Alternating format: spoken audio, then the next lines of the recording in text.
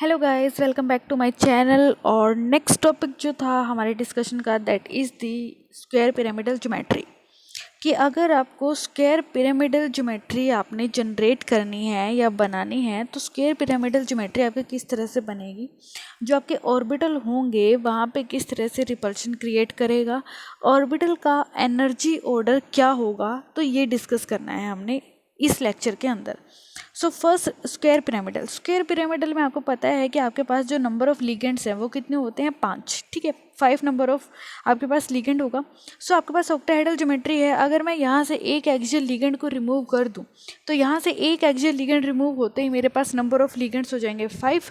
और जो मेरी ज्योमेट्री है वो आपकी ऑक्टाहेड्रल से किस ज्योमेट्री में चली जाएगी, वो चली जाएगी आपकी स्क्वायर पिरामिडल ज्योमेट्री के अंदर। ठीक है, अब ऑक्टाहेड्रल के अंदर हमारे पास क्या होता है कि जो आपका डी ऑर्बिटल है वो स्प्लिट हो जाता है T2G एंड EG में। T2G के कॉरस्पॉन्डिंग हमारे पास होगा DXY DYZ और DZX, और EG के कॉरस्पॉन्डिंग हमारे पास होगा DX² - Y² एंड DZ²। ठीक है, तो अगर मैं इसको स्क्वायर पिरामिडल में लेके जाती हूँ तो स्क्वायर पिरामिडल में ये फर्दर कैसे स्प्लिट हो जाएगा कि आपका जो DX² - Y² है वो ऊपर चला जाएगा। उसके बाद आपके पास आएगा DZ² के बाद आएगा DXY। आफ्टर दैट आपके पास क्या रहेगा, DXZ और DYZ। ये आपने याद रखना है क्योंकि ये पेपर में पूछा जाता है। ऑर्डर बहुत ज़्यादा इंपॉर्टेंट है।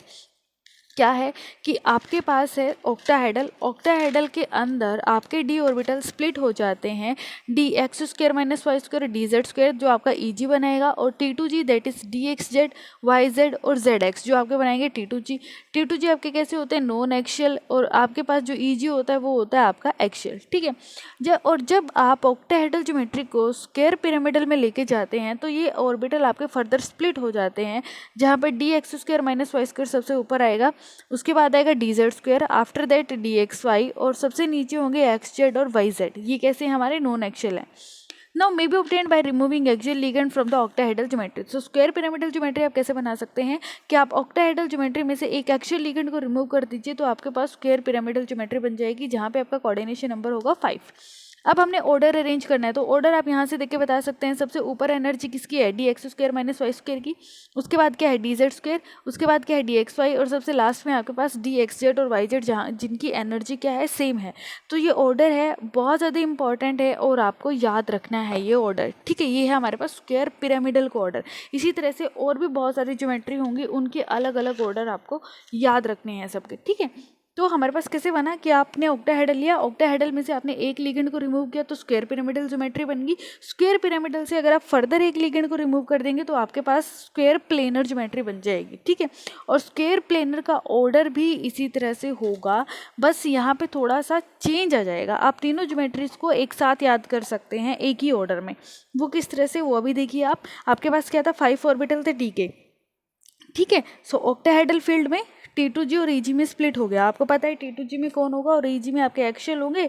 T2G में आपके नॉन एक्शियल ऑर्बिटल्स हो जाएंगे। ठीक है, उसके बाद हमने बनाया स्क्वायर पिरामिडल। जब आपने एक लिगेंड को रिमूव किया तो स्क्वायर पिरामिडल बन गया। स्क्वायर पिरामिडल में सबसे ऊपर था DX² - Y², उसके बाद DZ², आफ्टर दैट DXY, और उसके सबसे लास्ट में था XZ और YZ। ठीक है, और अगर आप स्क्वायर प्लेनर करते हैं तो देखिए ऊपर नीचे वाले सेम रहेंगे, बीच वाले दोनों क्या हो जाएंगे, एक दूसरे के अपोजिट आ जाएगा। DZ² जो सेकंड नंबर पे था वो थर्ड पे चला जाएगा, और DXY जो थर्ड पे था वो 2 पे चला जाएगा। यानी कि हम ये कह सकते हैं जो 23 था वो 32 में चला गया। 23 किस तरह से, आपके पास DZ² को सेकंड नंबर मिल रहा है और XY को 3, तो 23 जो है वो 32 में जा रहा है। या आप इसको क्रिस क्रॉस बना के याद कर सकते हैं, इजीली याद हो जाएगा। सो यहाँ पे स्क्वायर प्लेनर के अंदर जो ऑर्डर है वो हो जाएगा DX² - Y², उसके बाद DXY, आफ्टर दैट DZ², और सबसे एंड में हो जाएगा DXZ और YZ। और ये पेपर में पूछा जाता है, ये बहुत इंपॉर्टेंट क्वेश्चन है।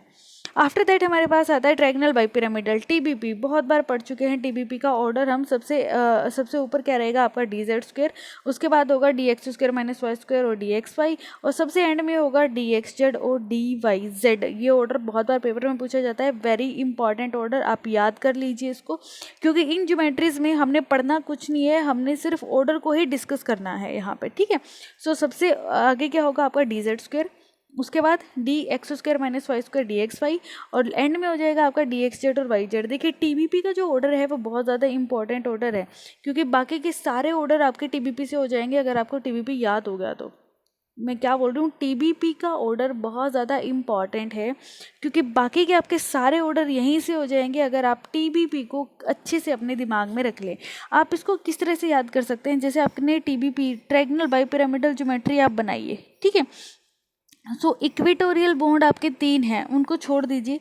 एक्शियल बॉन्ड आपके पास क्या है, डी जेड का स्क्वायर, ये एक्शियल हो गया, दूसरा हो गया D x square minus Y square. तो सबसे पहले आप ऊपर वाले एक कॉर्नर को पकड़ लीजिए, एक एक्शियल आपने पकड़ लिया डी जेड का स्क्वायर। उसके बाद आप याद रखिए कि डी जेड के स्क्वायर के बाद जो जेड वाले हैं वो सबसे एंड में आएंगे। उसके बाद क्या बचेगा, दूसरा एक्शियल कौन सा है, D x square minus Y square. उसके बाद क्या हो जाएगा, एक्स और वाई वाले चलेंगे, that is D x Y, और D x Z Y Z सबसे पीछे हो जाएगा, ठीक है। सबसे पहले जो सबसे ज़्यादा यहाँ पे इफेक्ट होता है orbital, that is D Z square. उसके बाद दूसरा एक्शियल ऑर्बिटल कौन सा है, D x square minus Y square. D x Y के बाद कौन सा रिपीट होगा, डी एक्स वाई, ठीक है। और डी एक्स वाई के बाद क्या हो जाएगा, डी एक्स जेड और डी वाई जेड। तो आप इस तरह से इसको याद कर सकते हैं। तो ये ऑर्बिटल आपके पास है, डी जेड स्क्वायर में सबसे ज़्यादा मैक्सिमम रिपल्शन होगा, उसके बाद d x square y square और डी एक्स वाई में मॉडरेट रिपल्शन होगा, और सबसे कम रिपल्शन होगा एक्स जेड और वाई जेड के अंदर, ठीक है। ये एक बार डिस्कस कर लेते हैं, यहाँ पढ़ लेते हैं। In TBP equatorial ligand lie in the X Y plane, आपको पता है। एक्शियल लिगेंड जो होगा वो प्लस माइनस जेड डायरेक्शन में होगा, प्लस यानी कि अगर अबोव द प्लेन है, और अगर बिलो है तो माइनस जेड हो जाएगा। इन द इक्वेटोरियल प्लेन, या जिसको आप बोलेंगे basal plane, so equatorial plane D x square minus Y square axial होगा, एंड डी एक्स वाई जो है आपका D x Y orbital do not directly face all the equatorial ligand but equally affected. तो ये क्या होते हैं कि ये इक्वली अफेक्टेड होते हैं। यहाँ पे क्या बोल रहा है, अगर आप इस लाइन को ध्यान से देखें, डी जो आपका D x square minus Y square है वो आपका एक्शियल है, डी एक्स वाई जो है वो आपके इक्वेटोरियल प्लेन में है, बट ये क्या करते हैं, orbital do not directly face all the equatorial ligand. Equatorial ligand को डायरेक्टली फेस नहीं करते दोनों एक जैसा, बट इफेक्ट दोनों का इक्वली होता है, मतलब लिगेंड से दोनों इक्वली इफेक्ट होते हैं। D Z square orbital experience the maximum repulsion from the direct facing ligand and the orbital is destabilise maximum. तो सबसे ज़्यादा जो डीस्टेबल होगा वो होगा डी जेड स्क्वायर, उसके बाद होगा d x square minus Y square और डी एक्स वाई, क्योंकि ये क्या करते हैं, सेम लिगेंड को इफेक्ट नहीं करते। सेम लिगेंड से मतलब ये क्या करते हैं, आपके यहाँ पे जो ये लाइन लिखी हुई है कि ये क्या करेंगे, आपका इक्वेटोरियल प्लेन में जो हमारा d x square minus Y square और डी एक्स वाई होगा, ये do not directly face all the equatorial ligand, directly सारे इक्वेटोरियल लिगेंड को फेस नहीं करते, बट इफेक्ट इक्वली होते हैं यहाँ पे, ठीक है। और D x Z Y Z सबसे लास्ट में होगा, जहाँ पे सबसे मिनिमम रिपल्शन यहाँ पे होगा। तो आप इसको अच्छे से रट्टा मार के याद कर लीजिए, क्योंकि ये ऑर्डर बहुत ज़्यादा इंपॉर्टेंट है। उसके बाद हमारे पास आता है ये डीपीपी के क्वेश्चन है, जो हम डीपीपी डिस्कस करेंगे, कल हम डीपीपी डिस्कशन करेंगे। तो यहाँ पे क्या है, NiCN53 नेगेटिव है, देखिए निकल +2 में है, और मेरे पास क्या है, स्ट्रॉन्ग फील्ड लिगेंड है। आपको पता है अगर स्ट्रॉन्ग फील्ड लिगेंड है तो आपके पास जनरली क्या करते हैं, वो आपका इनर ऑर्बिटल कॉम्प्लेक्स फॉर्मेशन करेंगे, तो यहाँ पे ज्योमेट्री हो जाएगी आपके स्क्वायर पिरामिडल।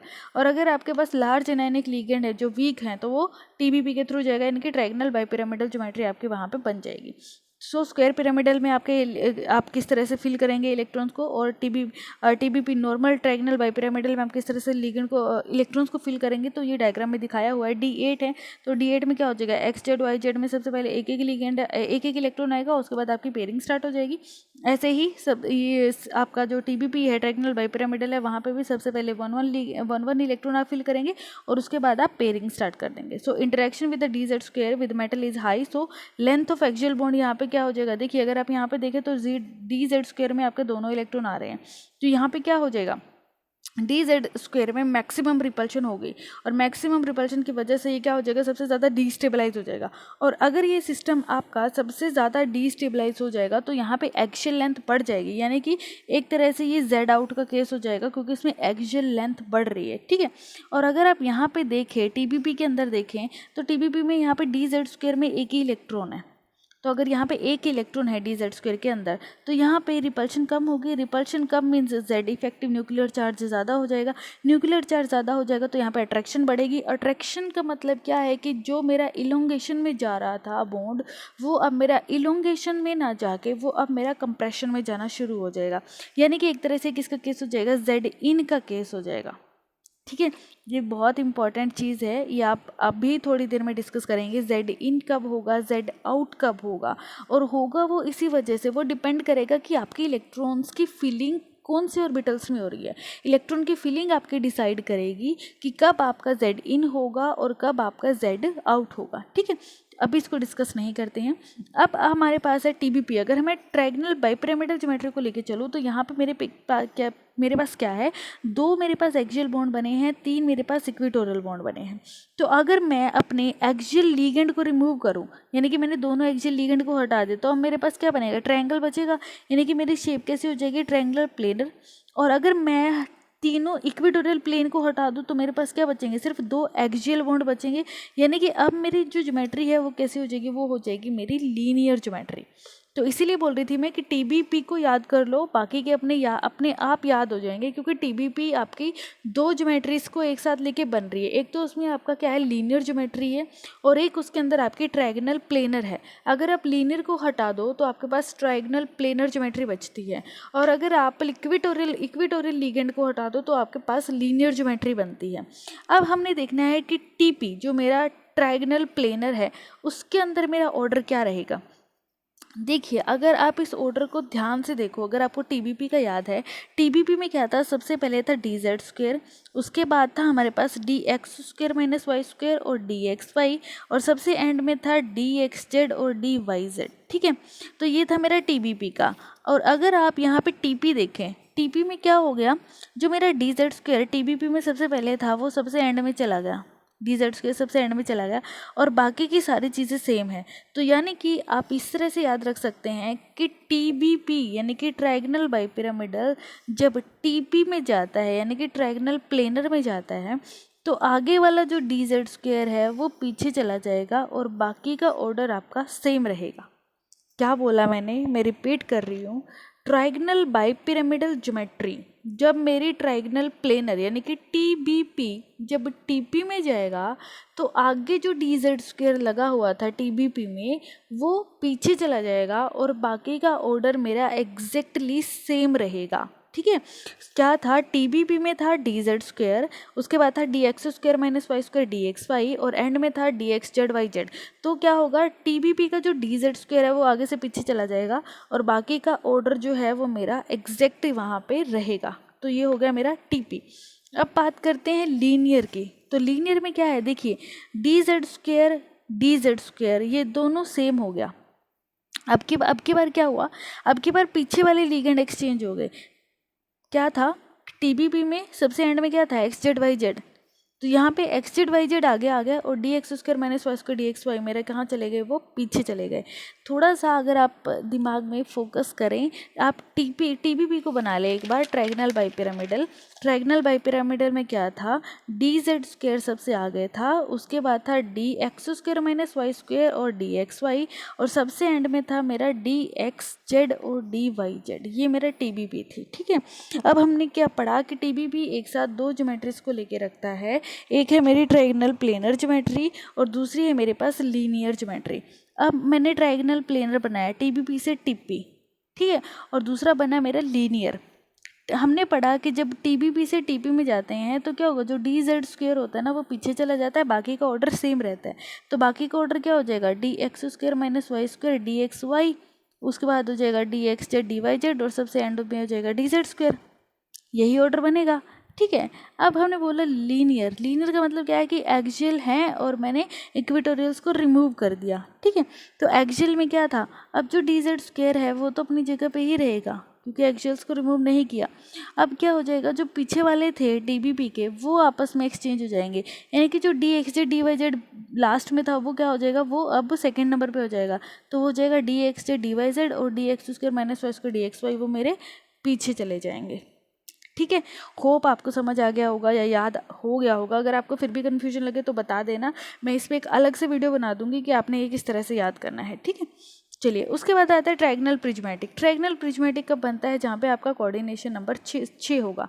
अगर आपको याद हो तो सेकंड वीडियो में हमने ये डिस्कस किया था कि अगर आपका कोऑर्डिनेशन नंबर 6 हो तो 6 क्या होता है, ये उल्टा P जैसा लगता है, P फॉर पोर्ट, POT, जहाँ पे आपके पास 3 शेप बनते हैं, 3 ज्योमेट्री बनती है। P for planar hexagon, O for octahedral and T for triangle prismatic. Octahedral बहुत जनरल है, प्लेनर हेक्सागन आज तक कोई केस मिला ही नहीं, और ट्रायंगुलर प्रिज्मेटिक रेयर है, जो जनरली 4D और 5D की एलिमेंट्स के केसेस में मिलते हैं आपके पास, जहाँ पे आपका हमने पढ़ा भी होगा अगर आपको याद हो तो, जहाँ पे बाइट एंगल आपका क्या होता है, स्मॉल होता है, और ओ से हमने याद किया था, ओ मतलब बड़ा, यानी कि जहाँ पे बाइट एंगल आपका बड़ा हो जाएगा। ठीक है, AC का केस अगर आपको याद हो तो वहाँ पे। अब हमारे पास है ट्रायंगुलर प्रिज्मेटिक। सो ट्रायंगुलर प्रिज्मेटिक में हमने अगेन याद क्या रखना है, हमने याद रखना है जी यहाँ पे अगेन ऑर्डर जो आपका पेपर में पूछा जाएगा। सो ऑर्डर हमारे पास किस तरह से होगा ट्रायंगुलर प्रिज्मेटिक का। ट्रायंगुलर प्रिज्मेटिक आप वहीं से याद कर सकते हैं जो आपने अभी हमने TBP याद किया। TBP में क्या था, सबसे पहले था DZ², एक ही याद कर लो जो DX² - Y² DXY, और एंड में था DXZ और YZ। ठीक है, सो जब मैं यहाँ पे किसके अंदर आई, ट्रायंगुलर प्रिज्मेटिक के अंदर आई, तो उस केस में क्या हुआ कि जो XZ YZ था वो मेरा आगे आ गया, उसके बाद क्या हुआ DZ² DX² - Y²। आपको याद हो गया होगा ये ट्रायंगुलर प्रिज्मेटिक कैसे बना, कि अब की बार पीछे वाला उठ के आगे आ गया, और DZ² मेरा कहाँ चला गया, DXZ YZ मेरा आगे आ गया, और बाकी का ऑर्डर मेरा सेम है, DZ² बीच में ही है, और DX² - Y² DXY वो मेरा एंड पे चला गया। TBP का ही क्या किया हमने, TBP का जो पीछे वाला था उसको आगे कर दिया बस, तो वो बन गई ट्रायंगुलर प्रिज्मेटिक।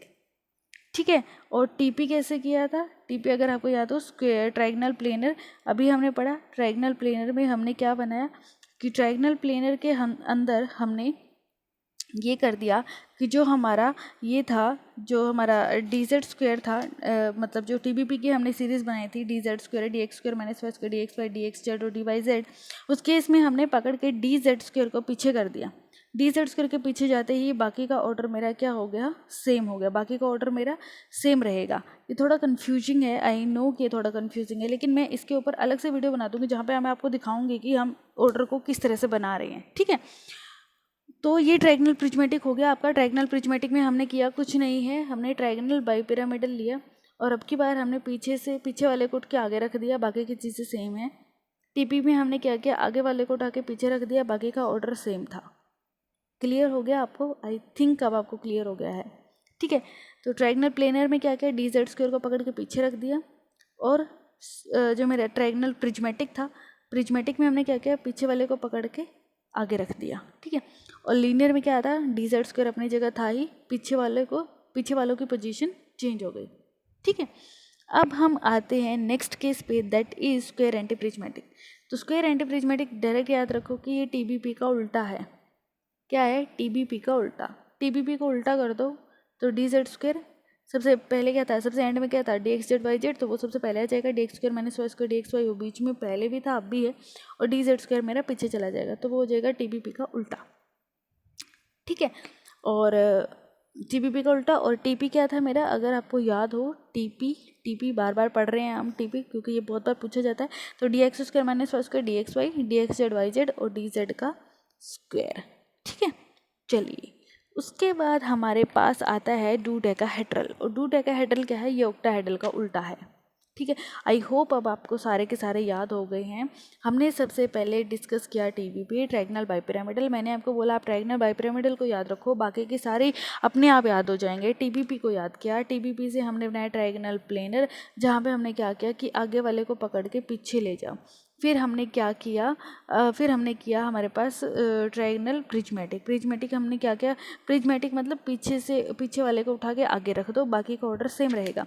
फिर हमने किया लीनियर में क्या था, आगे वाला अपनी जगह पे ही रहेगा, पीछे वालों की पोजीशंस को एक्सचेंज कर दो। फिर हमने किया स्क्वायर एंटी प्रिज्मेटिक है TBP का उल्टा। ठीक है, स्क्वायर एंटी प्रिज्मेटिक क्या है, TBP का उल्टा है, और उसके बाद डोडेकाहेड्रल वो ऑक्टाहेड्रल का उल्टा हो जाएगा। ठीक है, उसके बाद हमारे पास आता है जी यहाँ पे tetragonal distortion in octahedral complexes. Tetragonal distortion most important topic है, जहाँ से बहुत सारे क्वेश्चन पूछे जाते हैं Z इन और Z आउट के बारे में। तो यहाँ पे देखिए दो तरह से टेट्रागोनल डिस्टॉर्शन हो सकता है। डिस्टॉर्शन का मतलब क्या है कि ज्योमेट्री में चेंज आएगा आपका, आइदर आपके एक्सियल बॉन्ड लंबे हो जाएंगे या फिर आपके एक्सियल बॉन्ड छोटे हो जाएंगे।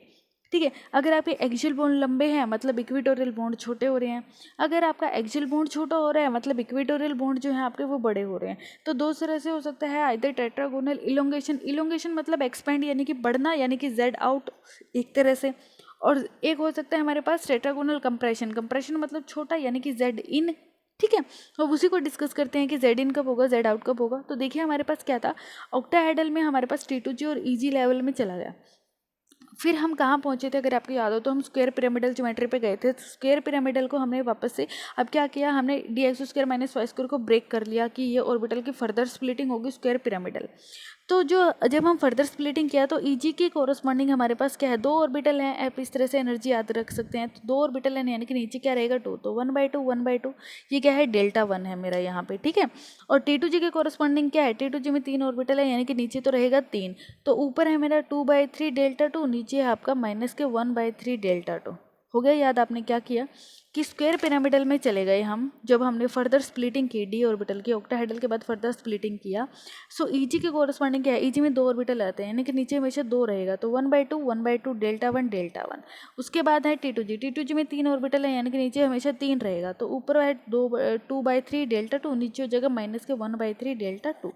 अब जो बहुत इंपॉर्टेंट चीज़ है वो होता है यहाँ पे ऑर्डर। ये ऑर्डर बहुत बार पेपर पूछा जाता है। स्प्लिटिंग पैरामीटर जिसको आप बोलेंगे, स्प्लिटिंग पैरामीटर किस तरह से होगा, तो वहाँ पे हो जाएगा Δ2 P for pairing energy is very very greater than Δ1 and Δ1 is very very greater than Δ2। It is a very important order जो आपका एग्जाम में पूछा जाएगा। यहाँ पे क्या होगा, Δ0 P बहुत ज़्यादा बड़ा है Δ1 से, एंड Δ1 जो है वो बहुत ज़्यादा बड़ा है आपका Δ2 से।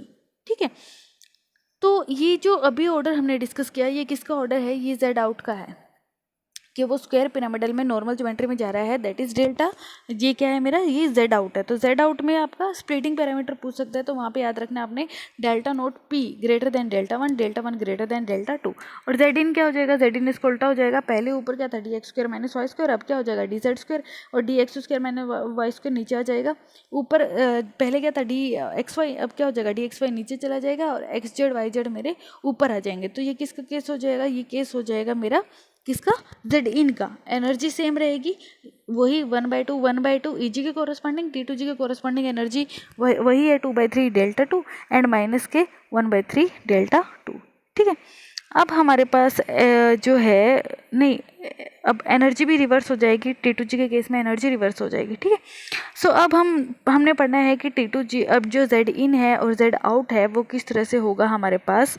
तो यहाँ पे हमारा जो है जो ऑर्डर है वो हम डिस्कस कर चुके हैं, that is Δ0 P is very very greater than Δ1 and Δ1 is greater than Δ2, और ये Z2 का जेड आउट का जो ऑर्डर है। ठीक है, एंड इसमें इस केस में होता क्या है कि dz² face the ligand directly, so splitting parameter corresponding to EG that is Δ1 is higher than Δ2। ये बता रहा है कि आपका Δ1 Δ2 से ज़्यादा क्यों है, क्योंकि Δ1 के कोरस्पॉन्डिंग आपका EG है और EG में आपका क्या है dx² माइनस वाई स्क्वायर और dz²। तो dz² जो होगा वहाँ पे लीगेंड में डायरेक्टली क्या करेगा, वो लीगेंड को डायरेक्टली फेस करेगा, तो उस केस में आपका स्प्लिटिंग पैरामीटर बढ़ जाएगा, यानी कि जो Δ1 है उसकी स्प्लिटिंग आपकी मैक्सिमम होगी एज कंपेरिजन टू आपका जो स्प्लिटिंग हो रहा है Δ2 के corresponding. That is why Δ0 P greater than Δ1 and Δ1 is greater than Δ2। ठीक है, तो रीजन पूछ सकता है ऐसा क्यों, क्योंकि dz² आपका डायरेक्टली डील करेगा लीगेंड के साथ, डायरेक्टली फेस करेगा लीगेंड के साथ, तो उस केस में आपका मैक्सिमम रिपल्शन वहाँ पे देखने को आपको मिलेगा। ठीक है, चलिए नेक्स्ट अब है जेड इन, वो इसका उल्टा हो जाएगा। तो कोज ऑफ टेट्रागोनल डिस्टोर्शन वो देख लेते हैं कि टेट्रागोनल डिस्टोर्शन होता क्यों है। सो यहाँ पे क्या है आपके पास लीगेंड जनरेटेड। अब देखते हैं कि लीगेंड की वजह से टेट्रागोनल डिस्टोर्शन कब होगा और मेटल जनरेटेड टेट्रागोनल डिस्टोर्शन वो किस तरह से होगा। तो फर्स्ट फैक्टर है हमारा लीगेंड जनरेटेड टेट्रागोनल डिस्टोर्शन कि लीगेंड की वजह से आपका टेट्रागोनल डिस्टोर्शन किस तरह से आएगा। So now if axial and equatorial ligands are non identical, यानी कि अगर आपके पास क्या है एक्सियल और इक्वेटोरियल लीगेंड अलग अलग लगे हुए हैं, यानी कि वहाँ पे अनसिमेट्रिकल ओरिजिनेट हो गई है या फिर मिक्स लीगेंड आ गया आपके पास, तो उस केस में टेट्रागोनल डिस्टोर्शन वहाँ पे होगा। जैसे आपके पास एग्जाम्पल है ML4X2। ठीक है, ML4X2, अगर मेरा X2 लीगेंड वीक है तो क्या हो जाएगा, वीक फील्ड लीगेंड है, वीक फील्ड लीगेंड है तो बॉन्डिंग भी वीक होगी, अट्रैक्शन भी वीक होगी, तो क्या हो जाएंगे एक्सियल बॉन्ड मेरे एक्सपेंड कर जाएंगे, यानी कि मेरा क्या हो जाएगा जेड आउट का केस बनेगा। ठीक है, यानी कि mix ligand octahedral if x is weaker in terms of ligand field strength then metal ligand interaction along the axial direction is weaker means z out case, यानी कि उस केस में क्या हो जाएगा, टेट्रागोनल इलोंगेशन और वो जेड आउट होगा। अब सेम जैसे एग्जांपल है आपके पास COF2NH3 4 3+, तो NH3 आपको पता है स्ट्रॉन्ग फील्ड लिगेंड है और फ्लोरीन क्या है, वीक फील्ड लिगेंड है। और अगर वीक फील्ड लिगेंड होगा तो क्या करेगा, weak field ligand weak bonding करेगा। वीक बॉन्डिंग का मतलब क्या है, अट्रैक्शन कम होगी, अट्रैक्शन कम होते ही मतलब क्या है, इलोंगेशन, यानी कि जेड आउट हो जाएगा।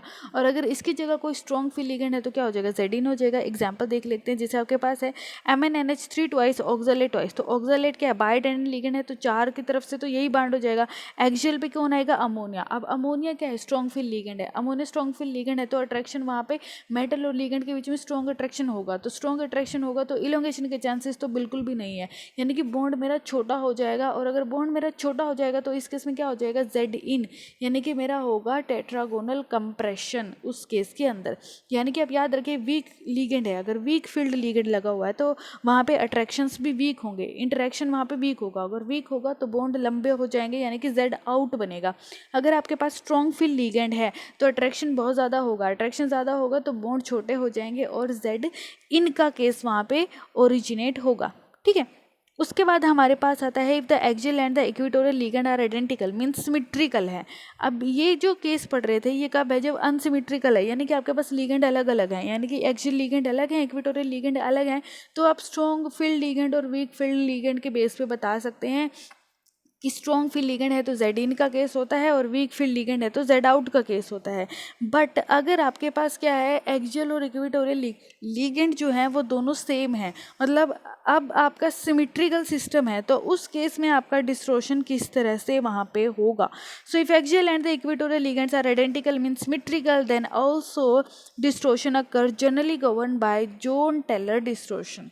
तो अब आपके मॉलिक्यूल के अंदर, अब आपका जो कोऑर्डिनेटेड कॉम्प्लेक्स है उसके अंदर एक स्पेशल टाइप का डिस्टोर्शन होगा, जिस डिस्टोर्शन को आप बोलेंगे Jahn Teller distortion. And Jahn Teller distortion जो होगा वो आपका मेटल जनरेटेड होगा, ना कि लिगेंड जनरेटेड। तो याद रखना है, जोन टेलर डिस्टोर्शन आपका मेटल जनरेटेड है, ना कि लिगेंड जनरेटेड। ठीक है, जो अब इसको एग्जाम्पल की हेल्प से समझते हैं कैसे। आपके पास क्या है, एनी नॉन लीनियर मॉलिक्यूल, ये भी याद रखना है, लीनियर मॉलिक्यूल नहीं है, नॉन लीनियर मॉलिक्यूल, क्योंकि स्टेटमेंट में पूछा जाएगा ट्रू एंड फॉल्स में, तो वहाँ पे लीनियर भी दे देगा, वो तो लीनियर नहीं होगा। नॉन लीनियर मॉलिक्यूल का एग्जांपल हमने डिस्कस करना है। So any non linear molecule in A degenerate electronic state will undergo distortion to remove the degeneracy and to lowers the energy, or theorem says that a non-linear molecule is unstable in electronically degenerate state and will distort to remove the degeneracy and to get the stability। देखिए हमारे पास दो तरह की degeneracy होती हैं, एक होती है ऑर्बिटल डिजेनरेसी और एक होती है हमारे पास इलेक्ट्रॉनिक डिजेनरेसी। ऑर्बिटल डिजेनरेसी कैसे, आपके पास जैसे डी का ऑर्बिटल है, जहाँ पे डी है, डी में 5 ऑर्बिटल आपके पास, तो 5 ऑर्बिटल क्या है, डीजेनरेट, क्योंकि सबकी एनर्जी क्या है, सेम है। अब सपोज आपके पास क्या है, T2G1 है। अब T2G में आपके पास 3 ऑर्बिटल है, XY YZ ZX, और T2G में 1 है। अब एक इलेक्ट्रॉन आपका XY में भी हो सकता है, YZ में भी हो सकता है और ZX में भी हो सकता है, यानी कि वो एक इलेक्ट्रॉन आपका बहुत ज़्यादा उछल कूद करने वाला इलेक्ट्रॉन है, क्योंकि उसके पास बहुत सारी जगह है, वो ऑर्बिटल खाली पड़े हैं, वो कहीं पर भी जाके चला जा सकता है, यानी कि क्योंकि वहाँ पर क्या है, इलेक्ट्रॉनिक डीजेनरेसी। अब अगर आपका इलेक्ट्रॉन बहुत ज़्यादा उछल कूद करता घूमेगा तो आपके सिस्टम में क्या है, वहाँ पे एक तरह से डीजेनरेसी क्रिएट होगी। अब मुझे उसी डीजेनरेसी को ख़त्म करना है, क्योंकि मैं नहीं चाहती कि मेरा इलेक्ट्रॉन बहुत ज़्यादा उछल कूद करे, मैं चाहती हूँ मेरा इलेक्ट्रॉन अपनी जगह पे फिक्स रहे। तो उसके लिए मुझे वहाँ पे इलेक्ट्रॉनिक डीजेनरेसी को ख़त्म करना पड़ेगा, ताकि मेरे सिस्टम की एनर्जी कम हो जाए, क्योंकि वो जितना ज़्यादा उछल कूद करेगा उतने ही सिस्टम की एनर्जी को बढ़ाएगा, और एनर्जी बढ़ते ही सिस्टम अनस्टेबिलिटी की तरफ लीड करेगा। और मैं चाहती हूँ कि मेरा सिस्टम बहुत ज़्यादा स्टेबिलिटी की तरफ जाए, तो मैं क्या करूँगी, इलेक्ट्रॉनिक डीजेनरेसी को रिमूव करूँगी, इलेक्ट्रॉन को अपनी जगह पे फिक्स करूँगी, ताकि मेरी एनर्जी कम हो जाए और मॉलिक्यूल जो है मेरा बहुत ज़्यादा स्टेबल हो जाए। और यही क्या है, यही मेरा मेटल जनरेटेड टेट्रागोनल डिस्टोर्शन है, जिसको आप बोलते हैं जोन टेलर डिस्टोर्शन। सो डिस्टोर्शन का मतलब क्या है, डिस्टोर्शन और डीजेनरेसी दोनों क्या है, side by side simultaneously, distortion degeneracy, words को कनेक्ट कर दीजिए, डिस्टोर्शन, डीजेनरेसी, कि जहाँ पे डिस्टोर्शन होगा, डिस्टोर्शन मतलब डिस्टोर्शन क्यों हो रहा है, क्योंकि मुझे डीजेनरेसी को ख़त्म करना है। डीजेनरेसी ख़त्म होते ही मेरा कॉम्प्लेक्स की एनर्जी कम हो जाएगी, मेरा मॉलिक्यूल स्टेबल हो जाएगा। और ये क्या है, यही मेरा जोन टेलर डिस्टोर्शन है और ये मेटल जनरेटेड डिस्टोर्शन होगा। ठीक है, डीजेनरेसी, डिस्टोर्शन, डीजेनरेसी मतलब डीजेनरेसी को रिमूव करना है मुझे वहाँ पे, और वो कैसे करेंगे हम, with the help of distortion, molecule में डिस्टोर्शन करेंगे, इलेक्ट्रॉनिक डीजेनरेसी को रिमूव करेंगे, ऑर्बिटल डीजेनरेसी को रिमूव करेंगे, ताकि वहाँ पे क्या हो जाए, डीजेनरेसी खत्म हो जाए। डीजेनरेसी खत्म होते ही मॉलिक्यूल की एनर्जी कम और मॉलिक्यूल मेरा हो जाएगा स्टेबल। ठीक है, चलिए अब इसको करना कैसे है। If there is a centre of symmetry in the undistorted system, then the center of symmetry will also be maintained after the distortion। क्या कह रहा है, डिस्टोर्शन के बाद सपोज आपके पास अनडिस्टोर्ड मॉलिक्यूल था और आपने उसमें डिस्टोर्शन किया, तो अगर पहले आपके मॉलिक्यूल में सेंटर ऑफ सिमेट्री है तो बाद वाली मॉलिक्यूल डिस्टोर्शन के बाद भी उसमें सेंटर ऑफ सिमेट्री रहनी चाहिए। स्टेटमेंट में पूछी जाती है ये टर्म कि क्या वहाँ पे सेंटर ऑफ इन्वर्जन चेंज हो जाएगा या सेंटर ऑफ सिमेट्री नहीं रहेगी। तो स्टेटमेंट क्या है कि सेंटर ऑफ सिमेट्री रहनी चाहिए। अगर आपके मॉलिक्यूल में पहले सेंटर ऑफ सिमेट्री है तो डिस्टोर्शन के बाद भी उसमें सेंटर ऑफ सिमेट्री क्या होना चाहिए, वो रहना चाहिए वहाँ पे। ठीक है, सेंटर ऑफ सिमेट्री में आपका चेंज नहीं होना चाहिए। So theorem tell us condition of distortion for the distortion not fails the magnitude और the direction of distortion, driving force behind the Jahn Teller distortion is the removal of degeneracy of energy level and will give additional stabilisation. क्या करना है, आपने degeneracy को remove करके molecule में extra stability को लेके आना है। And if distortion are electronically degenerate they lose it to attain additional thermodynamically stability. ठीक है, अब इसको पढ़ते हैं। इलेक्ट्रॉनिक डिजनरेसी, जैसे अभी बताया कि T2G में 1 इलेक्ट्रॉन है तो 1 इलेक्ट्रॉन आपका XY में भी हो सकता है, YZ में हो सकता है, ZX में हो सकता है। और ऑर्बिटल डिजनरेसी, जैसे आपके D के आपके पास 5 ऑर्बिटल हैं तो वो सारे के सारे क्या हैं, सेम एनर्जी के हैं, यानी कि वहाँ पे डिजनरेसी है। तो मुझे अपने मॉलिक्यूल में से इलेक्ट्रॉनिक डिजनरेसी को भी रिमूव करना है और मुझे वहाँ से ऑर्बिटल डिजनरेसी को भी रिमूव करना है। डिजनरेसी रिमूव होते ही मेरा मॉलिक्यूल क्या हो जाएगा, बहुत ज़्यादा स्टेबल हो जाएगा।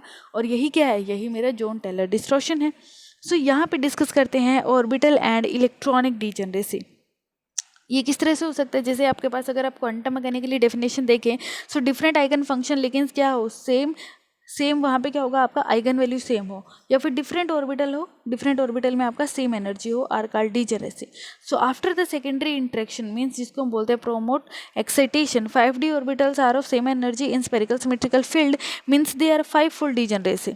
देखिए स्पेरिकल सिमेट्रिकल फील्ड है आपके पास, तो 5 ऑर्बिटल है, 5 की सेम एनर्जी है, तो आप क्या बोलेंगे उसको, 5 fold degeneracy. And this orbital of 5d orbitals are lifted यानी कि primary splitting in presence of ligand field and result in ligand field stabilization. Further removal of degeneracy of d orbital means secondary splitting that provide additional stabilization is also possible if electronic degeneracy is present in the system। कि क्या करें आप, पहली बार तो आपने किया वहाँ पे क्या, सेकेंडरी जो आपका प्राइमरी स्प्लिटिंग था, प्राइमरी स्प्लिटिंग के थ्रू आपने क्या किया, आपने ऑर्बिटल डिजनरेसी को रिमूव किया।